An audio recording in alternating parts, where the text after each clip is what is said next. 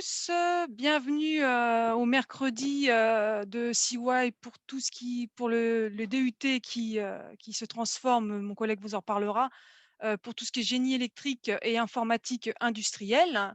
Avant de commencer, je vais vous lancer un petit sondage qui me permettra un peu de voir qui vous êtes. Donc, je vous laisse 2 minutes, 3 minutes pour le remplir en me précisant quel niveau d'études vous êtes, seconde, première, terminale, et quel département surtout aussi. Donc, n'hésitez pas, je vous laisse remplir un petit peu ce sondage-là et après on pourra commencer.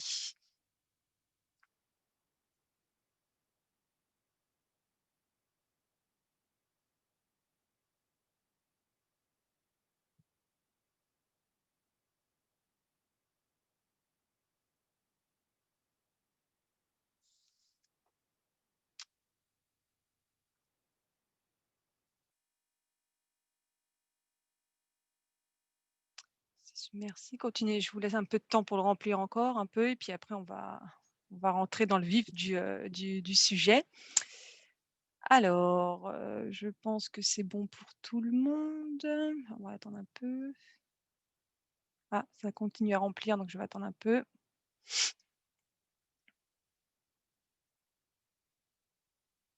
Donc je vous propose de clôturer le sondage. Je vais vous montrer vite fait un peu, en quoi qui est là aujourd'hui. Donc on a surtout des premières, ce qui est logique, avec des secondes, des parents. Merci d'être présents, aujourd'hui et vous venez surtout du 95. Donc merci beaucoup. Donc maintenant je vais, laisser la parole à mon collègue qui va pouvoir vous parler, du tout ce qui est génie électrique et informatique industrielle. C'est à toi, Grégory.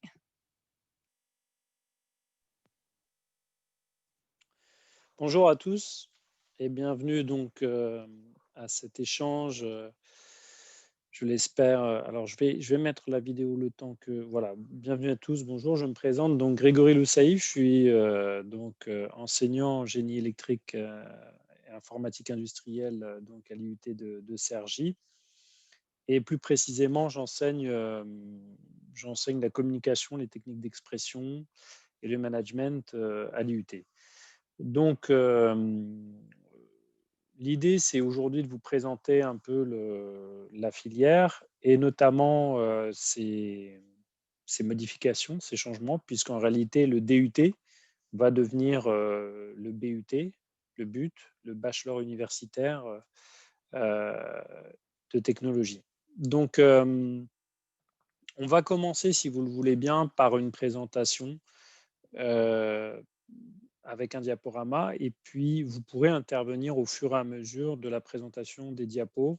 Si vous avez des questions, je crois que Madame Jacquin prend les questions en fait en, en intermédiaire et puis me les diffuse au fur et à mesure. Donc l'idée c'est à travers ce diaporama que je vais vous proposer en partage d'écran, l'idée, ce sera de voir finalement ce qu'il en est du BUT et de comprendre la finalité un peu de cette filière. Alors, voilà, vous devriez voir normalement, si tout va bien, le diapo. C'est parfait. C'est bon? Ouais, c'est bon. Alors, voilà, je enlève le sondage. Donc, le site de l'IUT se trouve à Neuville, sur Oise, puisque vous savez ou vous ne savez pas d'ailleurs, mais je vous le dis, il y a plusieurs sites de l'IUT de Cergy-Pontoise. Donc l'IUT de Cergy, c'est véritablement son adresse administrative, mais il y a différents sites. Pour ce qui nous concerne, nous sommes le site est à Neuville. Alors, euh, attendez, parce que j'ai pas de... Apparemment, le diapo ne veulent pas défiler. Voilà. Alors ensuite, nous sommes une formation à la fois professionnalisante et diplômante en réalité, puisque donc vous obtenez en venant chez nous un diplôme à l'issue des 3 années. Et puis, vous avez la possibilité aussi, à l'issue de ces 3 ans, vous avez la possibilité d'insérer le marché du travail, le monde professionnel, euh, dans diverses entreprises du secteur de l'industrie, mais pas seulement, compte tenu de notre offre de formation. Mais vous avez aussi la possibilité de poursuivre vos études. Donc, c'est ce qu'on verra dans le détail tout à l'heure. Alors, l'ensemble là des étudiants, des statistiques qui sont sur l'écran, qui vous sont proposées ici, concernent l'intégralité des filières du DUT. Je l'appelle DUT actuellement puisqu'on est encore DUT, mais vous l'aurez compris, le BUT prendra effet à compter de la rentrée prochaine, donc septembre 2021. Alors, je vous propose ce petit schéma pour comprendre un peu l'évolution, justement la transformation du DUT en BUT. Prenons le avant et puis le aujourd'hui, le maintenant. Donc, vous aviez avant, à partir du bac, la possibilité d'intégrer la première année de DUT, puis la deuxième année.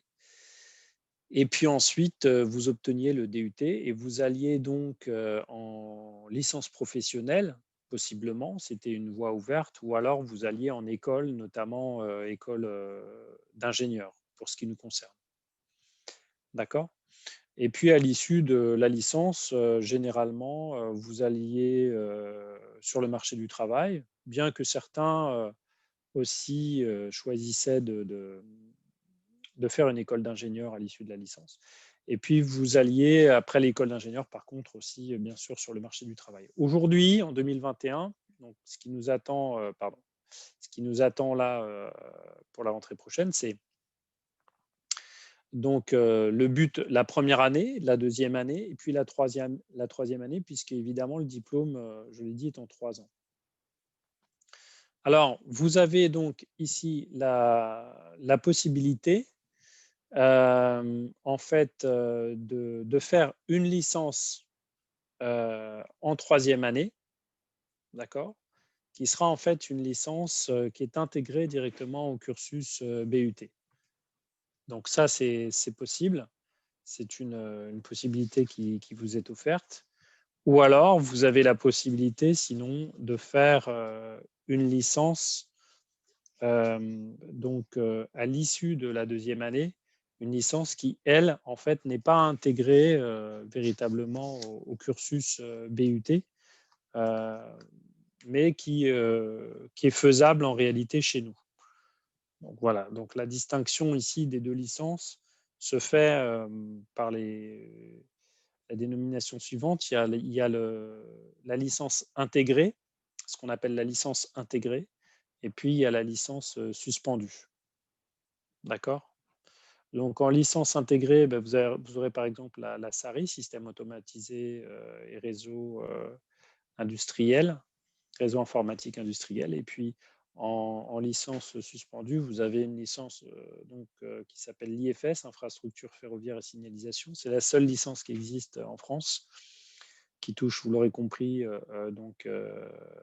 au transport ferroviaire et la mécatronique, en licence suspendue également. Donc voilà, donc ça c'est la nouveauté. Donc ensuite, à la fin du but 3, eh bien, vous pouvez intégrer à nouveau une école d'ingénieur où vous pouvez faire un master.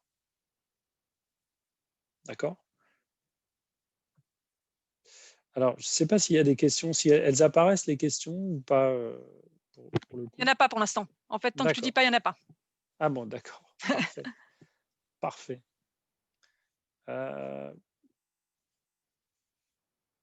OK. Donc voilà ce bachelor universitaire de technologie, comment il se présente. La formation, elle est pluridisciplinaire.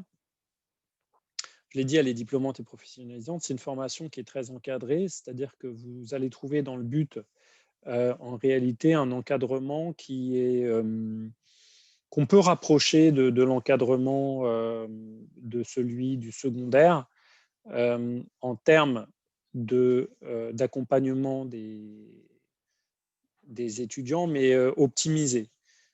Pourquoi optimiser? Parce qu'en réalité, les effectifs et la configuration des enseignements facilite justement cet accompagnement, cet encadrement des étudiants qui sera aussi favorisé par le nouveau diplôme du BUT, puisque c'est un diplôme qui quand même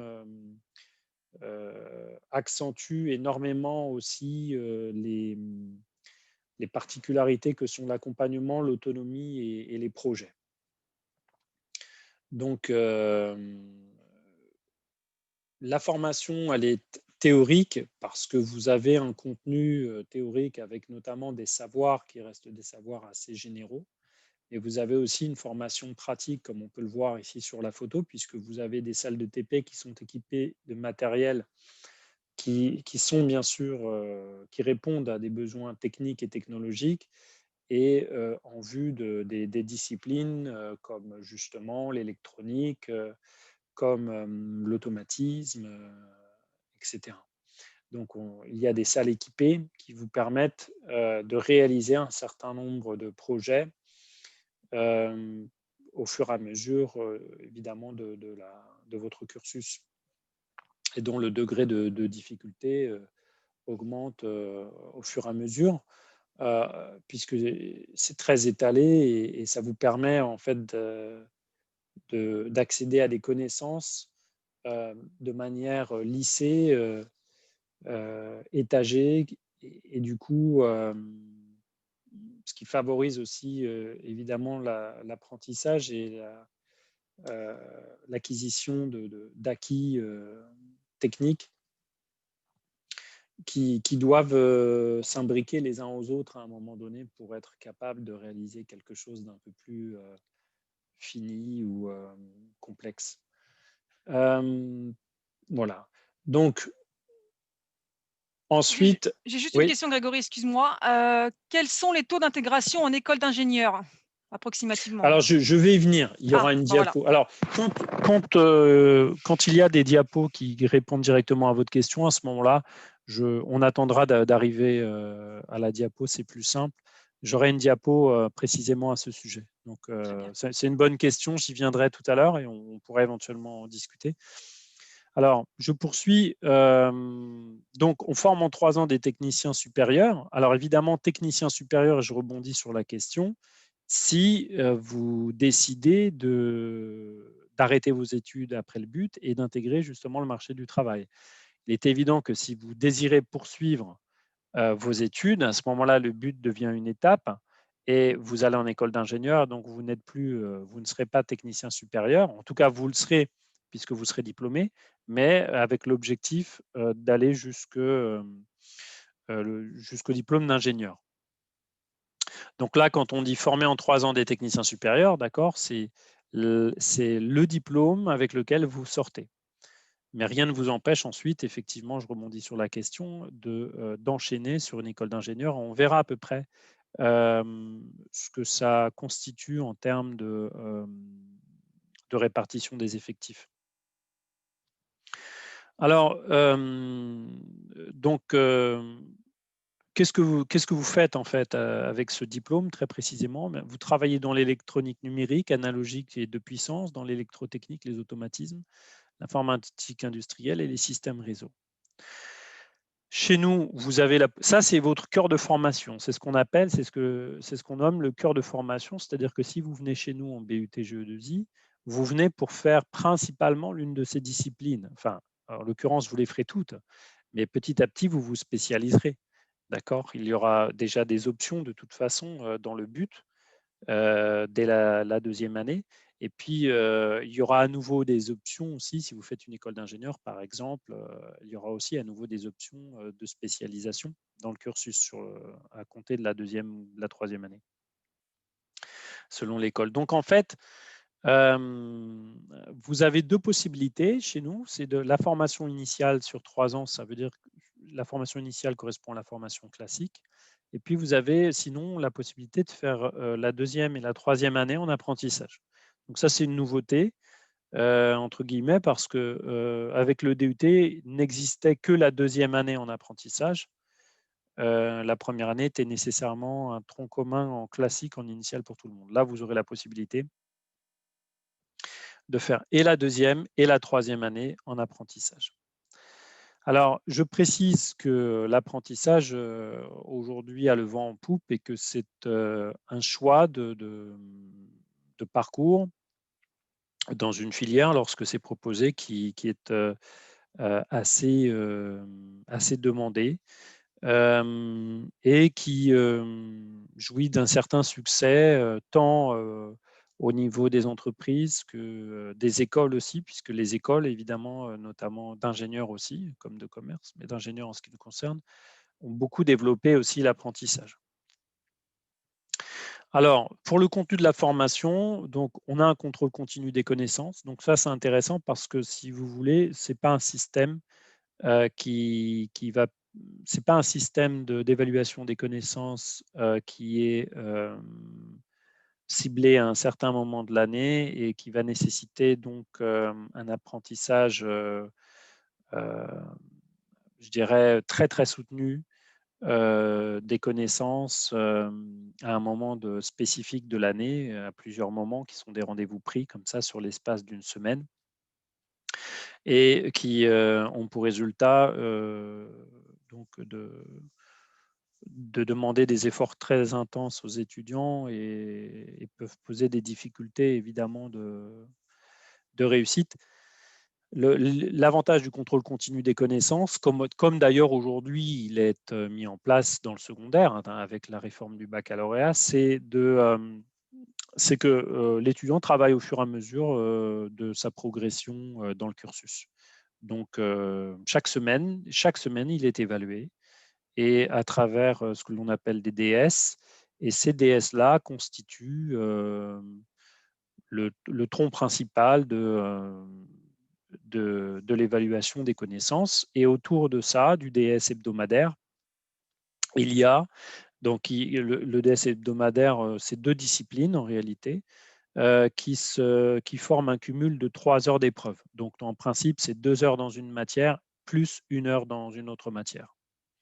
Donc chaque semaine, les disciplines, les matières changent, mais permettent une évaluation de l'étudiant sur le continu. Ça équivaut à peu près pour son volume cours à 30 heures par semaine. L'avantage des cours en BUT, GE2I, c'est que vous avez très peu de cours magistraux. Vous n'en avez quasiment plus d'ailleurs. Ce sont des exceptions, c'est pour ça qu'elles n'apparaissent pas ici dans ce que je vous propose. Vous avez du TD, du TP et du TR. Donc le TR, ce sera des travaux de réalisation donc, qui consistent à mettre en pratique ce qui a été acquis sur des séances de TP, donc qui sont des séances de mise en pratique technique à partir du matériel utilisé, comme on le voyait sur les photos tout à l'heure. Donc ça pourrait être de la programmation, ça pourra être en informatique, ça pourra être également des circuits électroniques ou électriques à concevoir ou autres, à travers évidemment des objectifs précis de projet. Donc, situation d'apprentissage et évaluation. Donc ça, c'est en fait l'idée que si vous voulez, il y a un décloisonnement des disciplines. Quand vous serez évalué, vous aurez à la fois la discipline technique et scientifique, vous aurez à la fois une discipline plus générale aussi. En fait, vous aurez, si vous voulez, une transversalité dans l'évaluation qui fait que l'étudiant n'est pas seulement évalué sur la technicité de ce qu'il va produire, mais aussi sur ses autres aptitudes et compétences dans d'autres disciplines qui forment un tout. hein. C'est-à-dire, par exemple, en anglais, bah, il faudra aussi qu'ils sachent en anglais faire de l'anglais non plus pour l'anglais spécifiquement, mais en relation avec le technique et avec le technologique. On sait que l'anglais a une place très importante dans le technique.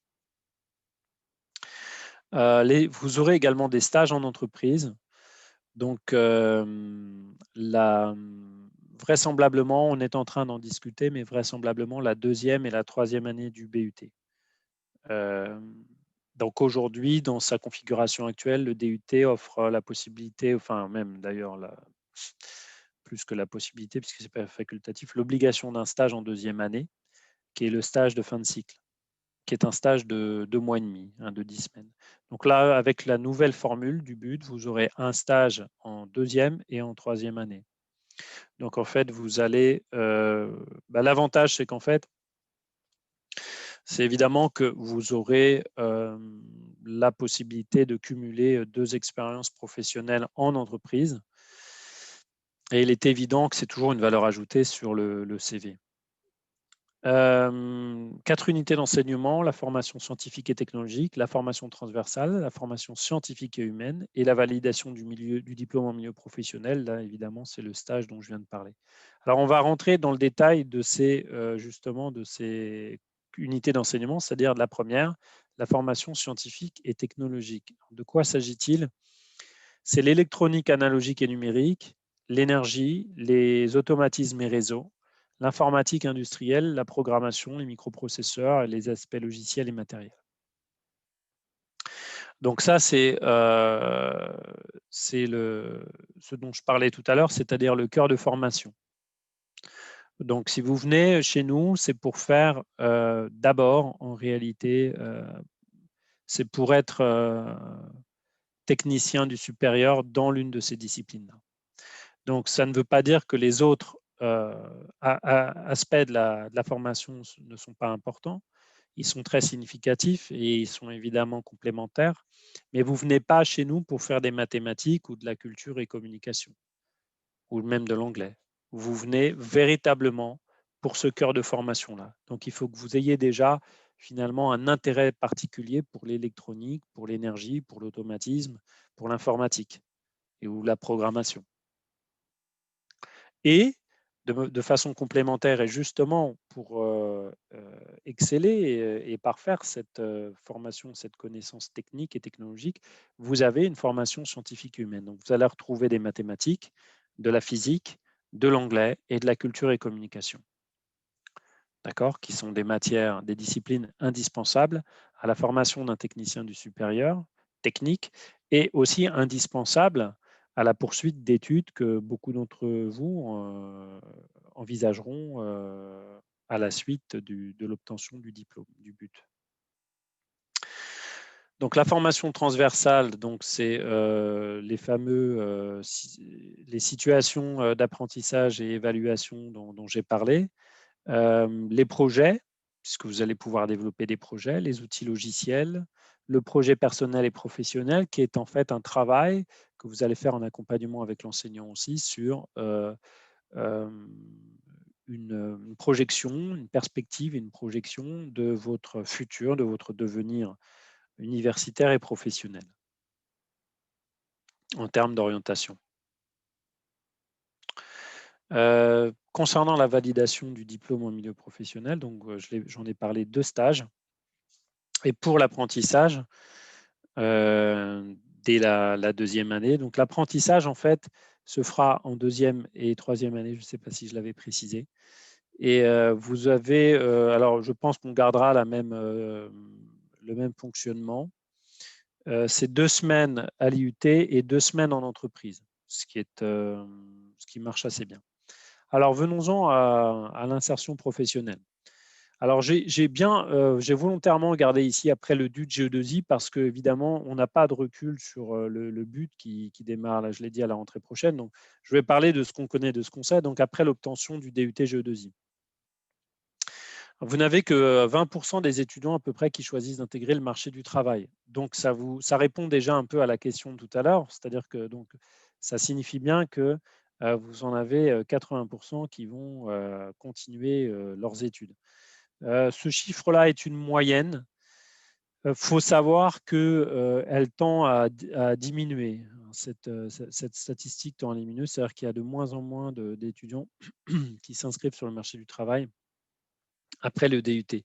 Alors, il est fort à parier que le chiffre augmente un peu après le but, puisqu'il y aura 3 années d'études et non plus 2 seulement. Alors, pardonnez-moi une minute.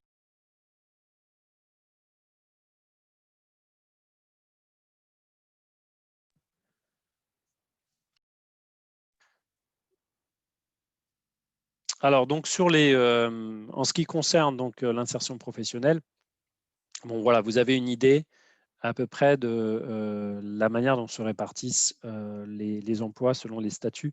Il faut savoir que pour ce qui est du chiffre de 42% en CDD, il faut savoir que beaucoup d'entreprises vont passer aujourd'hui par le CDD ou l'intérim avant effectivement de valider un collaborateur en CDI. Donc c'est davantage en réalité une stratégie, si vous voulez, de processus de recrutement des entreprises qu'une réalité figé de ce qui se passe sur le terrain à terme, hein. C'est-à-dire que généralement et très rapidement, les étudiants qui sortent deviennent des CDI pour une raison très simple, c'est qu'il y a une très forte demande dans le secteur qui est le nôtre, en tout cas. Il y a une très forte demande sur le marché de l'emploi, sur le marché du travail. D'entreprises d'ailleurs, de grandes entreprises, d'entreprises de taille intermédiaire, comme de petites et moyennes entreprises. Donc ça, il faut le savoir. Vous pourrez vous en apercevoir assez rapidement. Il suffit, si vous voulez le vérifier, d'aller sur, par exemple, le site d'Enedis, d'aller sur le site d'Orange, d'aller pour ne prendre que les grandes entreprises, de Safran, etc., etc. Et vous verrez qu'il y a véritablement une offre très conséquente. Alors, en ce qui concerne, et là, j'en reviens à la question précédente, en ce qui concerne la poursuite d'études. Donc, on a 95% des diplômés qui poursuivent les études. On tend de plus en plus donc, à augmenter ce chiffre. On est parti de 80% à peu près. Aujourd'hui, on approche les 95%. Alors, avec à peu près 70% en école d'ingénieur. Voilà. C'est à peu près, c'est entre 70 et 75. Je n'ai pas mis à jour là, on est un peu au-dessus de ça. Pour l'école d'ingé, on est un peu au-dessus de ça, on est à 70 à 75. Voilà. Le gros part sur la licence professionnelle. Le restant part sur la licence professionnelle. Une très très faible minorité en école de commerce pour éventuellement, si vous voulez, être codiplômé et justement pour des gens qui seraient intéressés pour partir sur un profil davantage de technico-commercial, qui a un profil d'ailleurs intéressant. Donc voilà, pour répondre à la question, aujourd'hui, la réalité, c'est ça. C'est vraiment 70, même à 80% l'école d'ingé. C'est 8 étudiants sur 10, l'école d'ingé. Donc, et pour aller un peu plus loin, d'ailleurs, nos étudiants qui vont en école d'ingénieur, vous avez la moitié d'entre eux qui s'inscrit en école d'ingé en alternance. Voilà, comme ça vous donne une idée aussi de ce qui se fait puisque je le disais tout à l'heure, l'offre d'alternance, c'est généralisé pour les écoles d'ingénieurs. Donc, vous avez à peu près la moitié de notre effectif d'étudiants sortants qui partent sur l'alternance. Alors, quel métier vous réalisez avec un budget E2I? Alors, évidemment, là, c'est pareil. Je vous mets les métiers. L'idée, c'est de partir sur le diplôme obtenu, donc technicien, si vous avez le bac+2 et demain le bac+3. Technicien de maintenance en informatique, on est en électronique, en électro-automatique, en automatisme, télécom et réseau, etc. Bon, la liste n'est pas exhaustive. Mais si vous poursuivez, vous allez en école d'ingénieur, eh ben, c'est plus technicien, mais c'est ingénieur. Hein. Donc, alors après, c'est des métiers, il en existe pléthore en fait, et des ingénieurs techniques, des métiers en ingénierie technique également. même dans la programmation, vous avez quantité de métiers possibles. Donc là, à ce moment-là, vous n'êtes plus technicien, mais ingénieur. Et vous faites du BUT une passerelle pour aller en école d'ingénieur. Les secteurs d'activité, c'est là où on est très intéressant. C'est que quand vous faites un but, vous allez, GE2I, vous allez en fait vous donner la possibilité d'ouvrir votre voie d'orientation, votre poursuite d'études et votre carrière professionnelle ensuite à différents secteurs d'activité possibles. Le spectre est très très large pour la bonne et simple raison que vous l'aurez vu tout à l'heure dans notre cœur de formation. Nous avons un cœur de formation qui est très large et donc qui propose en gros 4 disciplines essentielles. Vous l'avez vu, électronique, énergie, informatique et automatisme. À partir de là, il est certain que vous ouvrez beaucoup plus de portes que lorsque vous avez une formation qui est centrée simplement sur l'une de ces formations, par exemple. Donc, l'avantage, c'est de toucher à différents secteurs qui sont des secteurs importants et où la demande, encore une fois, est forte et importante. Euh, chez, concernant les gens qui partent et qui s'insèrent sur le marché du travail chez nous, vous n'avez pas de difficulté à trouver un emploi. Idem quand vous sortez d'une école d'ingénieur, parce qu'on est sur un secteur qui est quand même ici porteur et demandeur. Donc là, c'est pareil, la liste n'est pas exhaustive. On aurait pu rajouter ici la pharmacologie et le médical, par exemple. Hein. Il y a de plus en plus de systèmes automatisés dans le médical et dans la pharmaceutique, notamment en ce qui concerne la manipulation de germes, etc. Aujourd'hui, ce sont des systèmes automatisés qui font ça pour réduire les risques humains et autres. Le médical, on connaît évidemment tous les appareils et autres matériels qui permettent aujourd'hui à la fois de faire des diagnostics de patients d'un point de vue médical. On a par exemple un de nos étudiants qui a réalisé son stage dans une entreprise qui fabrique un appareil qui permet de traiter le cancer avec une précision optimale, avec un croisement, avec un rayon laser qui va véritablement se déplacer de manière très très précise et très localisée. Et ce matériel-là est vendu à des hôpitaux dans le monde entier. J'ai une petite question Oui. qui rentre là. Alors, j'ai une question de quelqu'un qui demande s'il est plus intéressant de faire un but, puis une école d'ingénieur en informatique ou de viser directement l'école d'ingénieur. Autrement dit, est-ce que c'est un atout de passer par une filière dite courte? De toute façon, je serais tenté de dire qu'il y a deux atouts, selon moi. Le premier, c'est que quand vous allez chez nous, vous faites un but. Effectivement, vous en sortez avec un passeport pour l'école d'ingénieur. Donc, vous avez la possibilité, à partir du moment où vous validez, de faire une école d'ingénieur. Mais vous êtes aussi diplômé. Ça veut dire que vous avez déjà un diplôme. Vous sortez déjà avec un diplôme de technicien. C'est-à-dire que quoi qu'il arrive, derrière, vous êtes, à l'issue de vos 3 années, diplômé technicien du supérieur. Donc, c'est le premier avantage que j'y vois. Le deuxième avantage, c'est que quand vous passez par un but, vous allez aussi vous mettre tout de suite en relation avec la pratique. C'est-à-dire que vous allez développer en fait votre sens pratique.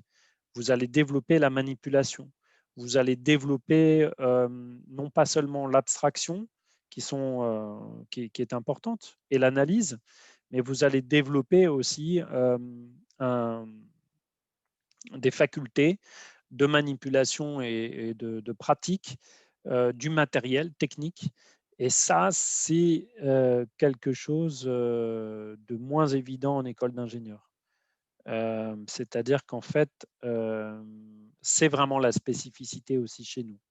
On est sur une formation théorique et pratique.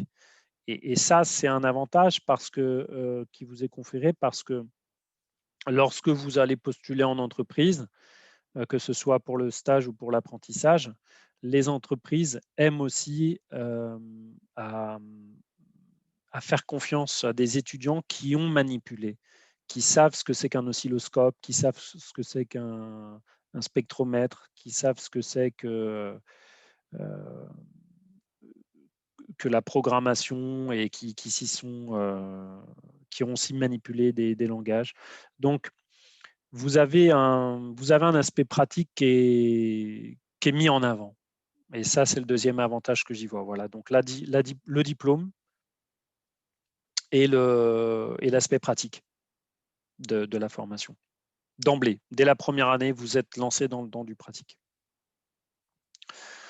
Voilà, donc après, bon, ce sont des rappels, Parcoursup, etc., que je vous donne ici. Mais ça, je pense que vous savez, vous êtes renseigné dans vos lycées pour savoir comment faire. Ça va arriver très vite, hein, puisque ce n'est pas un hasard si on se voit aujourd'hui, c'est que ça démarre la semaine prochaine, même si vous avez encore du temps. Notre filière, elle est sélective. Donc, en fait, il faut classer ce vœu avant les filières non sélectives. D'accord? Parce que justement, il y a une sélection qui est faite chez nous. Ça aussi, c'est intéressant, je pense, pour vous, parce que tout simplement, ça montre quelque part le degré d'exigence qui est le nôtre aussi. Il ne s'agit pas de stigmatiser et finalement d'ostraciser certains étudiants parce qu'ils ont des difficultés dans telle ou telle discipline, mais il s'agit de vérifier quand même que ces étudiants ont les acquis nécessaires pour venir chez nous et la motivation qui va avec, et surtout aussi un comportement et des appréciations positives de leurs enseignants du secondaire. Donc, certes, on regarde les notes, mais on a conscience aussi que les notes traduisent une réalité du niveau des étudiants, mais c'est une réalité partielle. Donc, on prend en considération aussi les appréciations et la motivation de l'étudiant parce qu'on considère que tout étudiant et tout apprenant a la possibilité tout simplement de se perfectionner dans ses acquis et d'évoluer positivement. Donc voilà, c'est ce qu'on prendra en considération sur la sélection des étudiants. Et nous avons une journée porte ouverte. Alors j'espère ne pas me tromper sur la date. Hermel pourra sûrement la confirmer, le samedi 6 mars Alors non, 2020. c'est 6 février. Ah, 6 février, voilà. 6 février de 10h à 17h et tout se fait sur Internet. Ouais, il fallait bien une petite erreur sur le diapo. Donc, c'est 6 février. Vous pourrez rectifier de vous-même. Et effectivement, on est sur Internet. Ça, je l'ai signalé, journée porte ouverte virtuelle. Il y aura, je crois, une préinscription quand même, hein, il me Oui, semble. sûrement, je pense. Oui, oui, tout à fait. Préinscription donc à suivre sur le site de l'UIT. Cette journée porte ouverte vous permettra de chatter avec certainement des étudiants, des enseignants et puis éventuellement aussi d'accéder à des ateliers type conférence ou autres ou échanges possibles, évidemment autour de contenu, des disciplines, etc.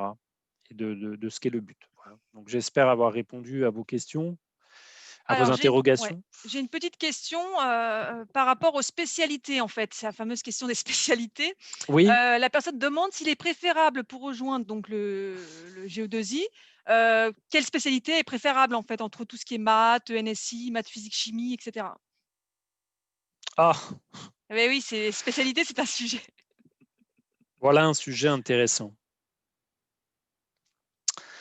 Euh, écoutez, alors, c'est une très bonne question. Je vais faire comme les hommes politiques, hein. C'est une excellente question et d'ailleurs, je vais y répondre.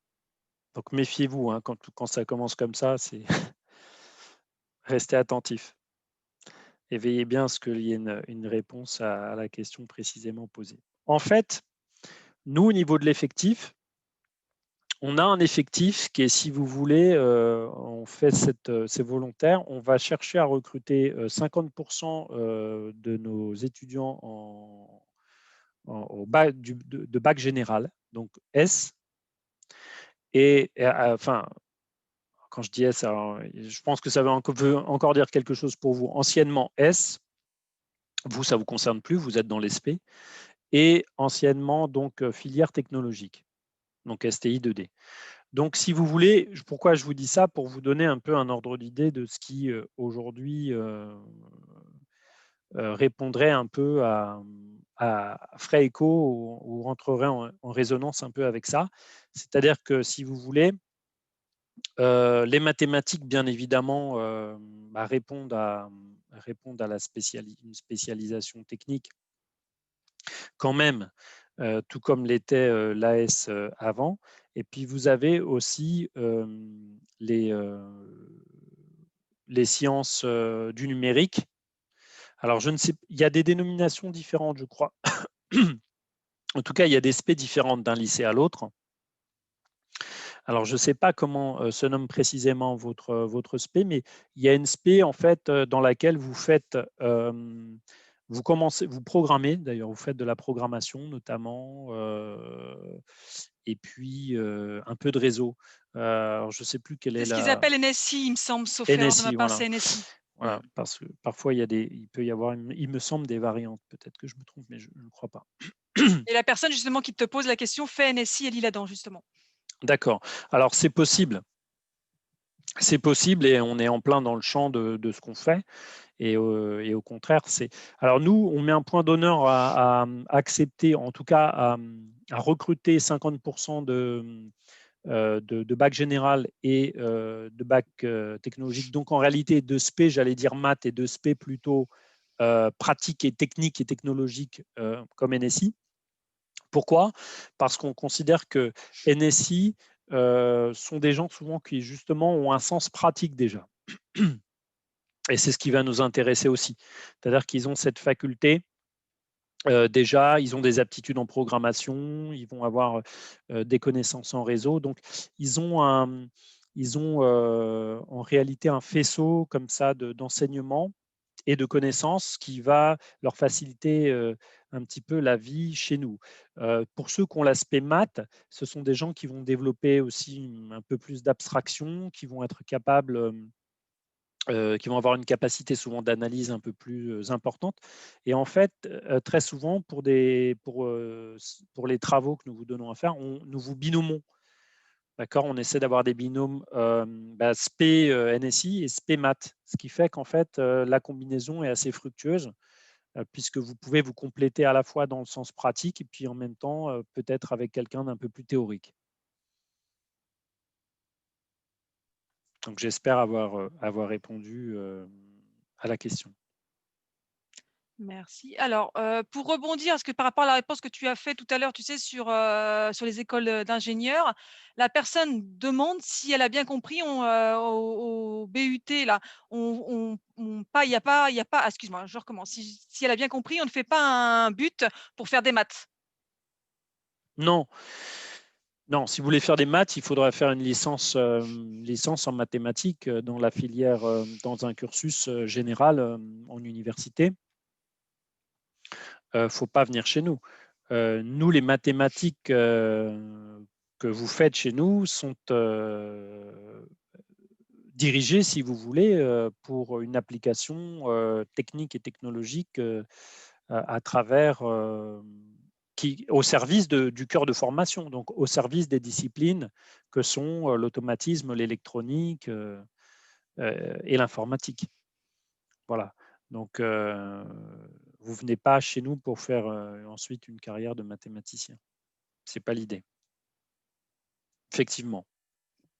Mais vous en ferez. Et c'est Voilà. bien, et vous en ferez, et elles vous seront très utiles, c'est certain. De même que vous faites, par exemple, la matière que j'enseigne, expression et communication, ou technique d'expression, communication et management, c'est très utile parce qu'en réalité, je forme aussi, j'accompagne les étudiants en projet personnel et professionnel notamment, et je suis responsable des stages.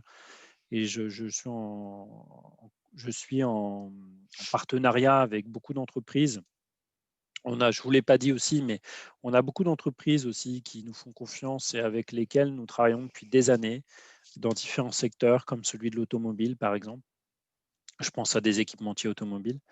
Et si vous voulez, il y a évidemment, à travers ce partenariat qui est fait, il y a une relation de confiance qui est établie parce que justement, vous avez des étudiants qui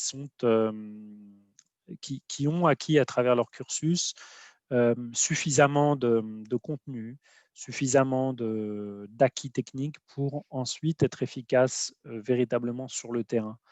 Et lorsque vous réalisez un stage, donc nous actuellement le stage est de 10 semaines, 2 mois et demi par exemple pour les deuxièmes années en fin de cycle, c'est vraiment une collaboration professionnelle, c'est-à-dire que c'est pas un stage, vous classez pas les archives et vous faites pas le café, hein.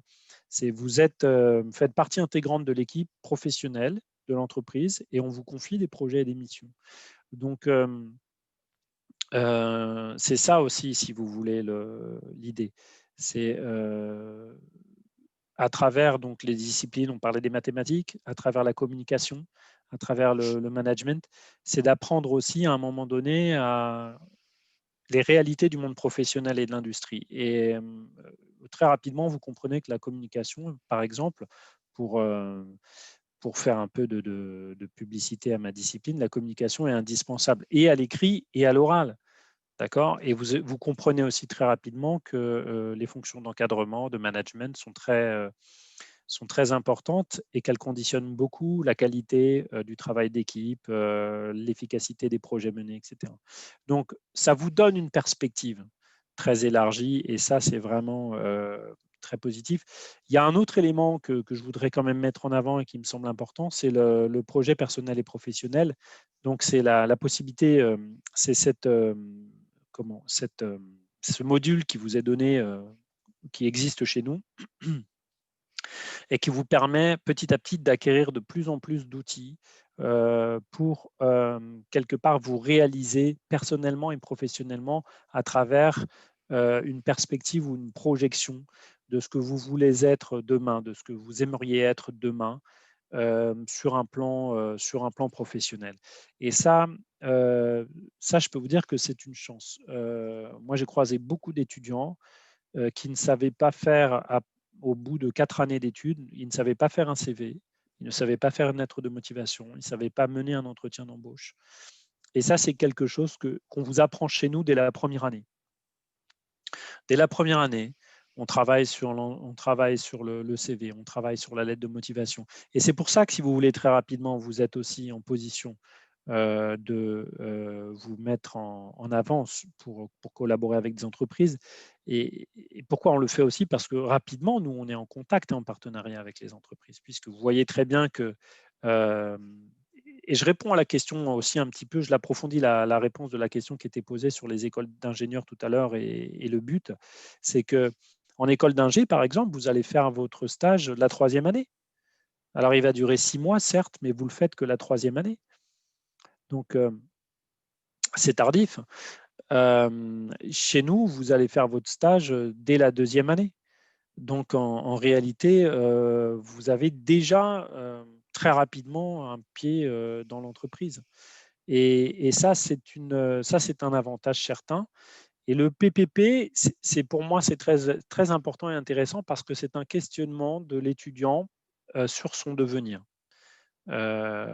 Et aussi une compréhension de la réalité du monde de l'entreprise. C'est-à-dire qu'en fait, par exemple, dans le PPP, on vous, on vous, on vous invite et on travaille là-dessus et on vous donne les outils pour cela, vous mettre en contact avec des professionnels qui travaillent en entreprise et qui font un métier qui pourrait être le vôtre demain.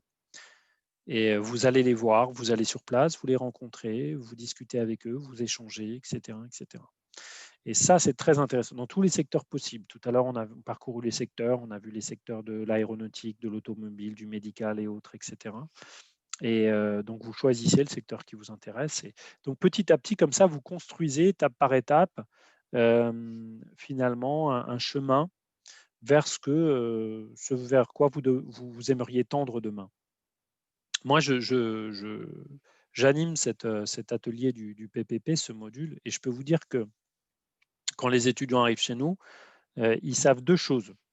C'est tout ce qu'ils savent de la réalité du monde professionnel. Et encore, si c'est une réalité. Ils savent qu'ils veulent être ingénieurs à 80%, on l'a vu tout à l'heure, et ils y parviendront pour beaucoup d'entre eux. Et ils savent qu'ils veulent gagner de l'argent. Quand vous leur demandez quel métier ils veulent faire, aucune idée.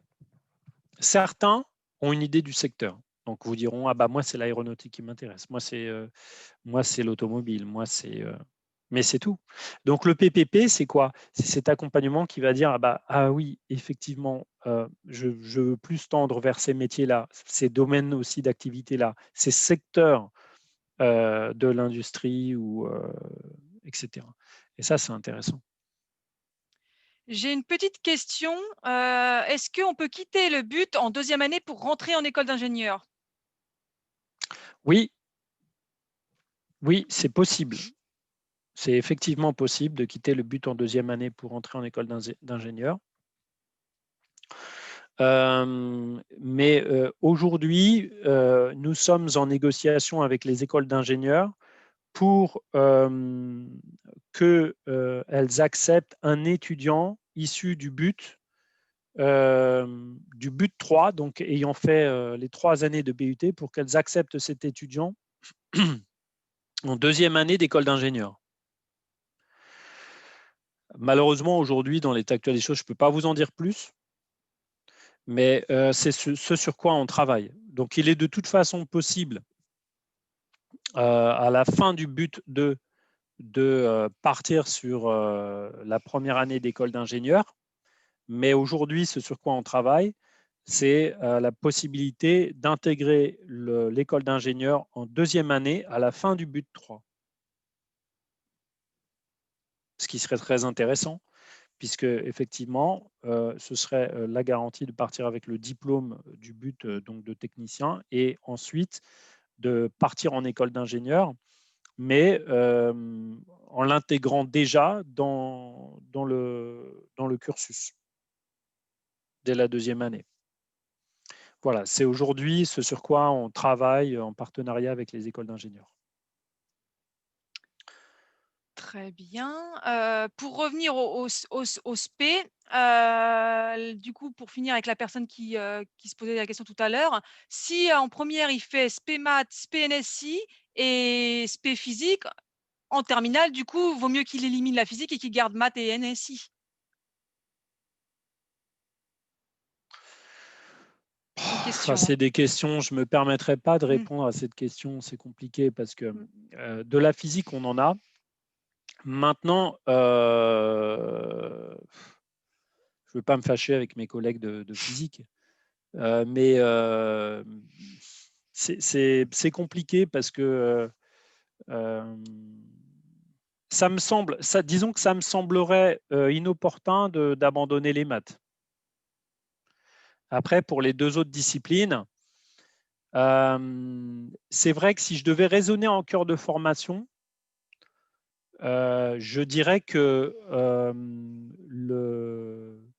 la NSI et peut-être répond répondre peut-être davantage au cœur de formation que ne le fait la physique. C'est-à-dire qu'en fait, si vous voulez, on a des unités d'enseignement, en fait, on a différents troncs, vous voyez, c'est ce que je vous montrais tout à l'heure. Le premier tronc, finalement, c'est celui-ci, d'accord, c'est la formation scientifique et technologique, et là, vous retrouvez de la programmation, elle est ici, d'accord. Donc on retrouve la programmation ici. Alors que l'unité d'enseignement numéro 2, scientifique humaine, vous voyez, les mathématiques et la physique, tout comme l'anglais et la culture com, sont dans ce tronc-là. Donc, en termes, si vous voulez, de cœur de formation, si je raisonne en termes de cœur de formation, c'est vrai que quelque part, le NSI, à mon sens, est quand même répond davantage au cœur de formation. Voilà. Après, qu'on prenne qui pourra et la décision vous appartient. Mais je pense que c'est pas rédhibitoire d'abandonner le NSI. Ça vous, mais ça me semble être voilà, plutôt stratégique de le garder. Après, ce que je peux dire moi, c'est que le but, c'est de prendre des spécialités que vous aimez aussi. Si c'est pour garder Oui, NSI, mais que ça vous plaît pas, vaut mieux peut-être prendre physique, hein. Vous voyez, c'est vraiment dans tout, mais ça, c'est valable dans tout, hein, dans toutes les filières. Faut prendre quand même des choses qui vous plaisent. Si c'est pour prendre quelque chose à contre-cœur, ça sert à rien non plus. oui, Donc, il faut que ça vous parle. Mais oui. bon, normalement, si vous avez pris l'aspect en première NSI, c'est que normalement, elle aura fait écho et voilà. Après, c'est vrai qu'on en élimine une. Mais en principe, si vous l'avez prise, c'est quand même d'autant qu'NSI, c'est très particulier parce Mmh. que finalement, il n'y a pas de. On peut dire que c'est la première c'est la première année véritablement d'enseignement tout confondu, collège et lycée, où on se retrouve face à cette discipline-là. Donc c'est très souvent qu'il y a un attrait particulier pour la discipline. Auriez-vous Super. d'autres questions? Et combien êtes-vous d'ailleurs? Pour l'instant, ils sont et là, ça évolue, hein. Ils étaient 12 au plus haut du D'accord. temps. Là, pour l'instant, j'ai plus de questions. Par contre, la personne confirme bien que ça serait bien une intégration en 2e année en école d'ingé. Ah bah oui, mais bon, ça c'est. On n'est pas. Enfin voilà, ça fait l'objet d'une négociation et ça, voilà, ça prend du temps.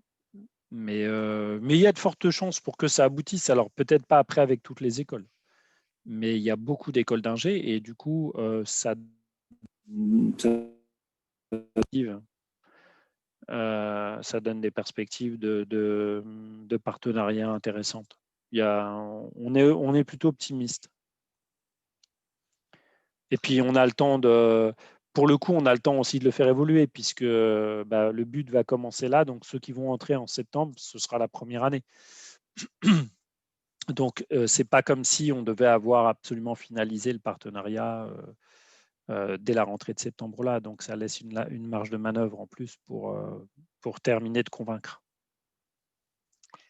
Voilà. Super, merci. Pour l'instant, j'ai pas d'autres questions. Donc, prenez bien note, hein, de la journée porte ouverte le Hmm. 6 février. Ça permettra vraiment de trouver plein de réponses à vos questions. Et ça, c'est valable aussi pour l'IUT, mais vous avez aussi les filières classiques, etc. Donc, faut pas hésiter. Alors, une petite question. Y a-t-il un concours entre le but Géo2I et CYTech informatique? Un concours, c'est-à-dire Alors, est-ce que la un personne... concours Ouais. entre. Est-ce sur dossier? Alors, est-ce que vous parlez alors la personne peut-être parle du CMI, peut-être informatique ou est-ce que vous pouvez me préciser votre demande, s'il vous plaît, dans le chat?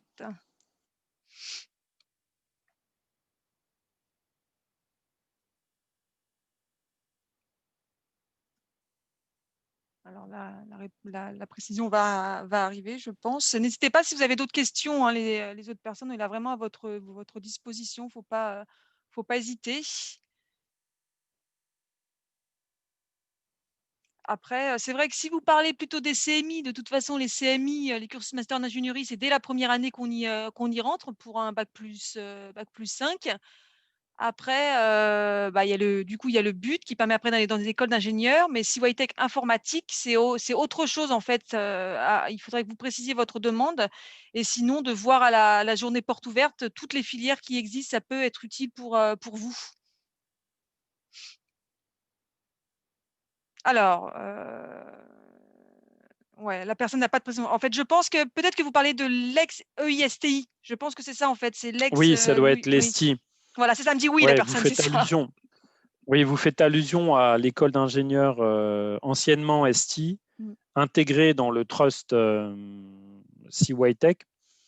C'est l'avantage aussi. C'est l'avantage aussi de faire un but chez nous, c'est que vous n'êtes pas sans savoir que notre IUT est une composante en fait d'un conglomérat d'écoles parmi lesquelles l'université de Cergy-Pontoise, mais pas seulement. Il y a CYTech, effectivement, aussi, donc l'enseignement STI, qui est une école d'informatique.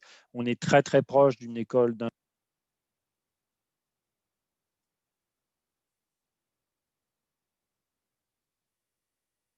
Ah, ça coupe par moment, Grégory, on a du mal à t'entendre. Ah bon, d'accord. Ouais, Alors, C'est possible. C'est une question de connexion.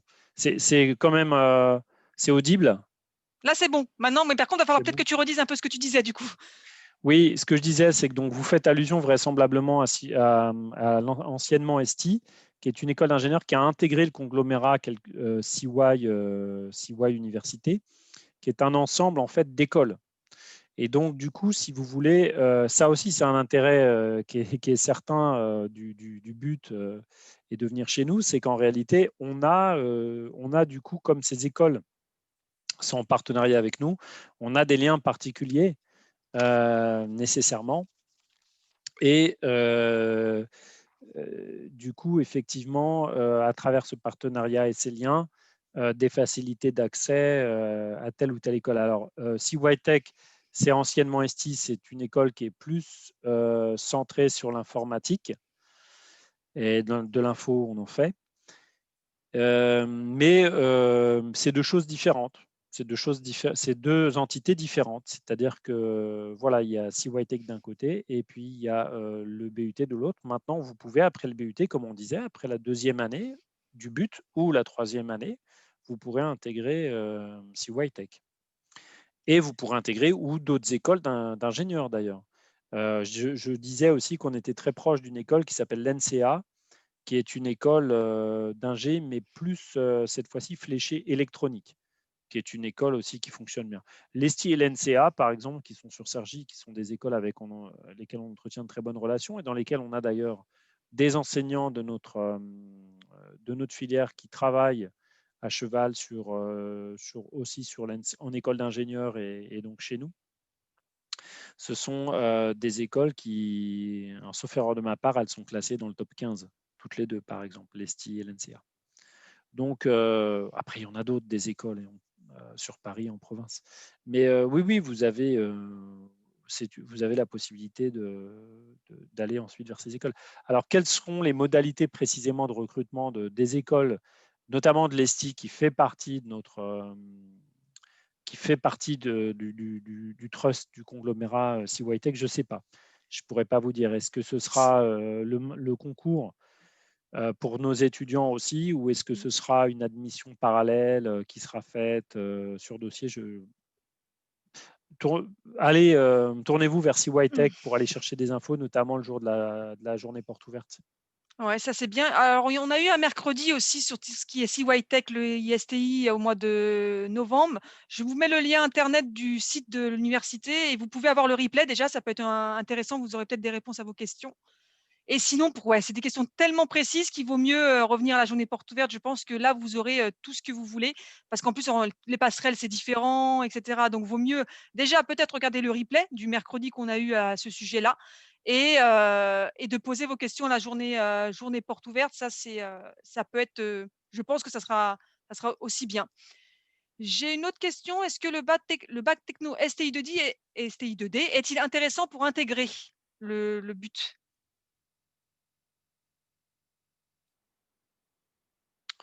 Oui, bien sûr. Mais bon, oui, oui, le bac techno STI 2D qui reste inchangé, qui n'a pas été touché par la réforme, reste aussi effectivement un bac pour nous. Je le disais tout à l'heure, on a 50%, on a un étudiant sur deux qui vient de STI 2D et qui viendra de STI 2D aussi à la rentrée prochaine. Donc, il a sa place, cet étudiant a sa place aussi chez nous. Tout à fait. Voilà, n'hésitez pas si vous avez d'autres questions, c'est toujours très, très pertinent. On est là vraiment à votre disposition, mais je vous dis, si vous voulez vraiment découvrir tout ce que l'on fait, il ne faut pas hésiter hein, à venir déjà pour ceux qui veulent aux différents mercredis, et puis aussi, bien, comme on disait, la journée porte ouverte, etc. Parce que normalement, à la journée porte ouverte, il y a des étudiants qui seront là, vous avez des chats avec les étudiants, etc. Donc, c'est toujours bien aussi d'avoir l'avis des étudiants, qui n'est pas forcément le même Sûr. que l'enseignant. Donc, ça se complète, tout se complète. Donc, c'est pour ça que n'hésitez pas à venir, puisque le jour de la journée porte ouverte, on mobilise exprès des étudiants. Donc, il ne faut pas hésiter à venir discuter avec eux. Tout à fait. Je confirme. Voilà. Donc, on essaiera de… Chaque année, on a à peu près… alors, c'est vrai que malheureusement, avec tout ce cirque, on se retrouve tous derrière nos écrans, mais en présentiel et à la JPO, on a généralement constamment à peu près entre 20 et 30 étudiants qui sont mobilisés chaque année chez nous, en permanence, qui sont sur le site. Je ne sais pas quel sera l'enrôlement des étudiants cette année et leur motivation à discuter avec vous, mais très certainement, ils seront assez nombreux encore à le faire. Et on essaie d'avoir des gens qui sont en initiale, en alternance, à la fois en première année, à la fois en deuxième année, et des étudiants, voilà, pour que vous puissiez avoir aussi, même si le but, c'est nouveau et c'est dès septembre 2021, il est évident que ce n'est pas non plus un changement radical sur le plan des contenus, etc. Il y a des choses qui vont se maintenir et un stage reste un stage, l'alternance reste l'alternance, etc. Donc, c'est toujours très intéressant d'avoir le retour des étudiants. Et du coup, j'ai une question. Comment se sont déroulés les cours pendant le deuxième confinement? Annulation des TP, maintien des cours théoriques ou en distanciel, etc. Alors, les cours pour le deuxième confinement, donc il faut savoir on est très alerte sur la question sanitaire, c'est-à-dire qu'on essaie d'être dans l'anticipation de toute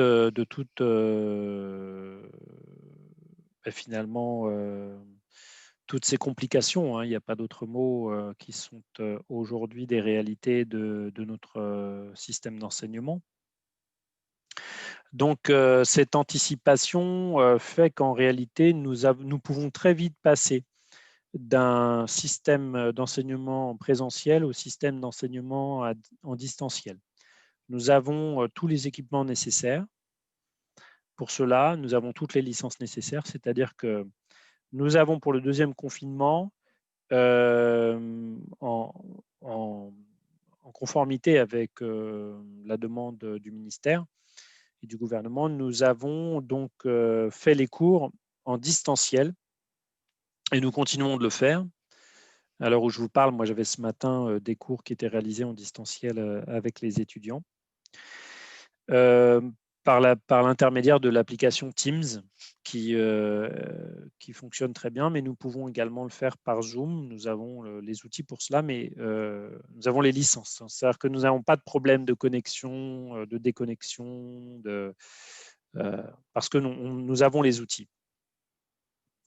Mais nous travaillons quasi exclusivement par Teams parce que ça marche très très bien. Et ça permet quantité d'adaptations, écran partagé, etc. Donc, enregistrement des cours. Bon. Il y a quantité de fonctions qui facilitent aussi la vie des étudiants à travers ces cours en distanciel qui sont compliqués et pour l'enseignant et pour l'étudiant. Nous cherchons à adapter au mieux les cours en distanciel pour qu'il y ait quand même à la fois si vous voulez, une optimisation de l'enseignement, bien qu'il y ait cet écran interposé.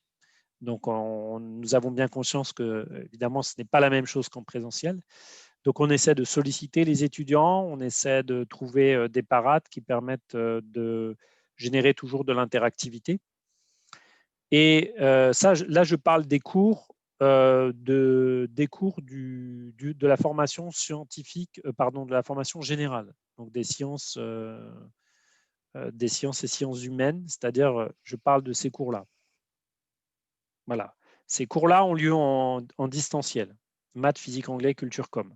D'accord? PPP également.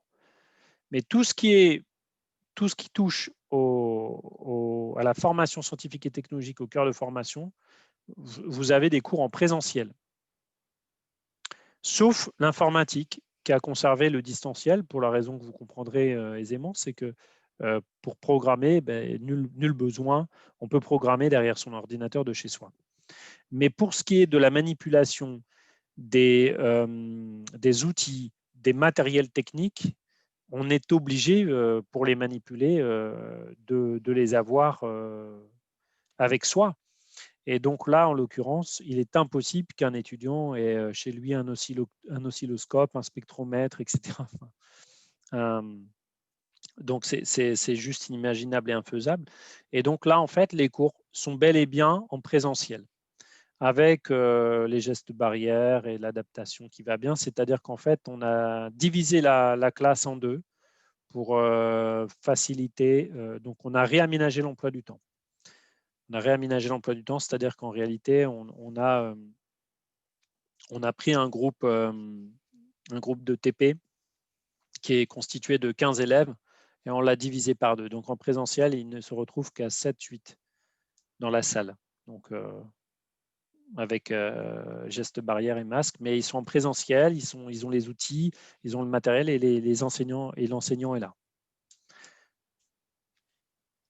Donc voilà, présentiel pour toutes les matières qui sont affichées là sur mon diapo, sauf programmation. Mais encore une fois, on a beaucoup travaillé là-dessus, ce qui fait on peut passer très rapidement du présentiel au distanciel ou alors à une forme hybride comme on fait aujourd'hui. On est sur une forme hybride hein, pour répondre à la question. Donc aujourd'hui, on est sur du distanciel et présentiel. On a une partie également des évaluations qui se font en présentiel. Donc tous les DS se font en présentiel. Donc c'est pareil. En fait, on a du coup organisé la logistique en fonction de ça. C'est-à-dire qu'au lieu d'avoir, si vous voulez, 100 étudiants dans un amphi, eh bien, ils sont 25. Donc, on a réquisitionné 4 amphis, on a redistribué, enfin, voilà. Donc, à 2 mètres les uns des autres, etc. Mais ils sont en présentiel. Donc, on met un point d'honneur à ce que notre formation ne soit pas non plus dégradée, ne soit pas altérée outre mesure par aujourd'hui les contraintes sanitaires et autres mesures pénalisantes. Et alors, j'ai une question. Quels sont les effectifs de classe dans le but? Combien il y a d'élèves et est-ce que c'est aussi haut qu'en lycée? Alors, vous avez un effectif de classe qui est le suivant. Vous êtes en TD, vous êtes entre 25 et 30 étudiants, jamais plus. C'est entre 25 et 30 étudiants par TD. Et en TP, vous faites le calcul, vous êtes entre 12 et 15 étudiants en TP. Voilà, les effectifs, c'est ça. En cours magistraux, vous pouvez vous retrouver à du coup 50 étudiants, mais les cours magistraux n'existent quasiment plus chez nous. Voilà, on les a jugés inefficaces, donc vous en avez très peu. Ce sera des cours, très souvent, ce seront des cours davantage, si vous voulez, nécessitant en fait une mise en route, par exemple d'un enseignement où vous allez avoir un certain nombre d'outils et d'explications à donner qui sont généralisées à tous les étudiants et qui doivent être données. Mais c'est vraiment c'est insignifiant. Donc, nous, on fonctionne quasi exclusivement à 95%, on est en TDTP. Donc, 30 et 15 élèves par classe. Ok, Pour parfait. toutes les matières. Hein. Il n'y a pas d'exception où vous allez vous retrouver plus nombreux que ça. Donc, bonne condition de travail. Non, c'est vrai. Ok, merci. J'ai l'impression qu'il n'y a plus de questions. C'était très, très, très complet. C'est parfait ce Écoutez, mercredi-là. j'espère que en tout cas, ça aura aidé Mm. nos invités ou à y voir plus clair. C'est jamais évident, c'est vrai. Je les attends. Je vous attends donc à la journée porte ouverte. J'y serai également virtuel. Et puis on essaiera entre-temps, si vous avez l'occasion de réfléchir à d'autres questions, d'autres interrogations, n'hésitez pas. Et puis revenez vers nous. On essaiera aussi d'éclaircir ça. Et puis vous aurez l'occasion de rencontrer d'autres enseignants et étudiants. Voilà. Parfait, super, merci. Donc, pour ceux qui sont intéressés, au cas où, la semaine prochaine, il y a le mercredi Clio, qualité logistique industrielle et organisation. Si ça vous intéresse, n'hésitez pas à venir. Sinon, je vous souhaite à tous une très bonne fin de journée. Merci. Au Est-ce qu'on revoir. peut rester en ligne 2 minutes, Armen?